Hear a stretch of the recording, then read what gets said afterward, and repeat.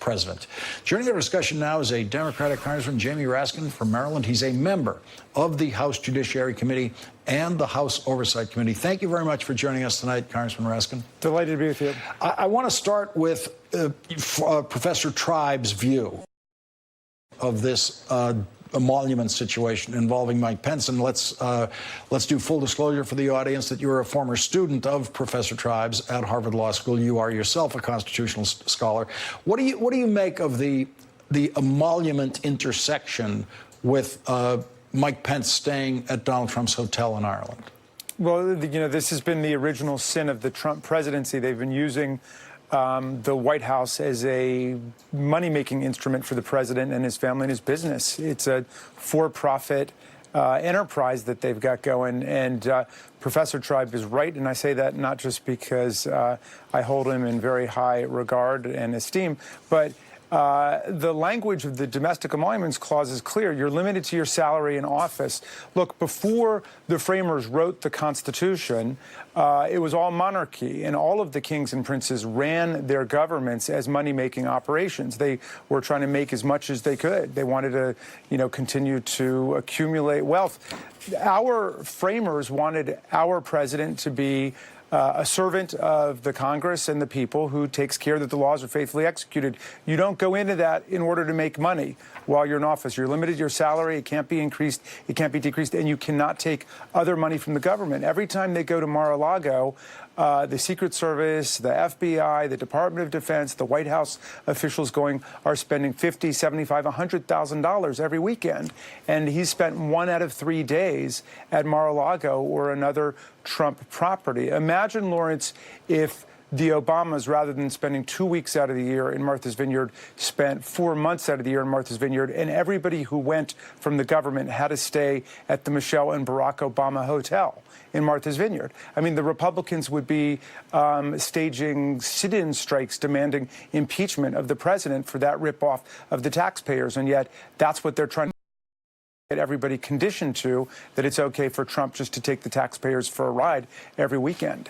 And we have the Vice President's Chief of Staff, Mark Short, saying that it wasn't, he's asked, did the President ask the Vice President to stay at the property? He says it wasn't a request like a command, but I think it was a suggestion. So that's a suggestion that you pay me money, that you get the United States government to pay me money for your trip to Ireland. Right. Well, he's both the spender of the government's money there and the receiver of the government's money there as the owner of the Trump Hotel. And that's been what's been going on at the Trump Hotel in Washington, where all the foreign governments go and where they also spend a lot of U.S. government money. That's why I call the Trump Hotel the Washington Emolument. It should be a stop on the tour buses where they point it out to all the tourists and explain what the emoluments clauses are all about. Congressman, when Michael Cohen's case became public and the indictment came out and Michael Cohen pled guilty to it, it seemed to me that what we were looking at in the federal indictment was an obvious article of impeachment, because the federal indictment said that Michael Cohen committed his crimes in paying off Stormy Daniels and the other woman in order to hide their stories during the campaign as a conspiracy against the United States. And it said that he committed those crimes at the direction of Donald Trump. And that just seemed to me right there as the strongest impeachment case I've ever seen, right there, made by federal prosecutors. That seems to be what your committee, the Judiciary Committee, is now going to bring out in public testimony. Yes, it's an open and shut case, and obviously we've had to wait for the other federal prosecutors to do their thing with the witnesses and the facts, and now it's our turn. But look, it's very clear what happened from Michael Cohen's testimony, from the documentary evidence like the canceled checks. The AMI group, the National Enquirer newspaper, gave $150,000 to Karen McDougal as hush money for her to remain silent about her affair with the president, which she wanted to talk about.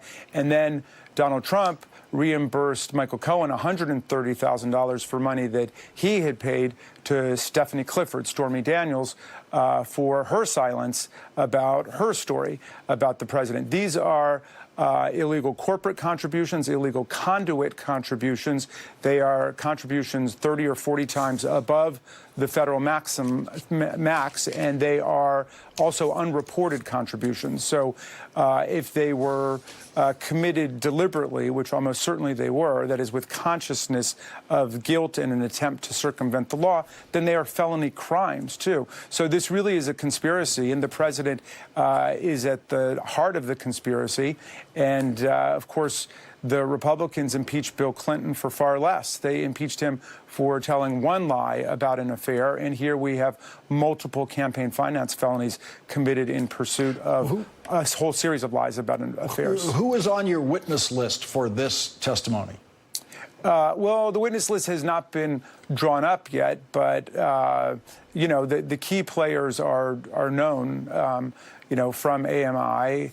Mr. Pecker and, you know, Michael Cohen obviously was involved in this, and the recipients of the hush money payoff. So, you know, that would be a good starting place. But there are other people who were involved in it. Jamie Raskin.